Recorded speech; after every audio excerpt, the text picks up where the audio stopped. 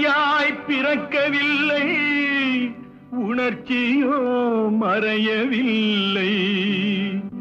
என் தங்கமே உனது மேனி தாங்கி நான் சுமந்து செல்ல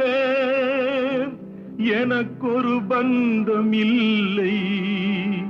எவருக்கோ இறைவன் தந்தான். அந்த 4 பேருக்கு நன்றி.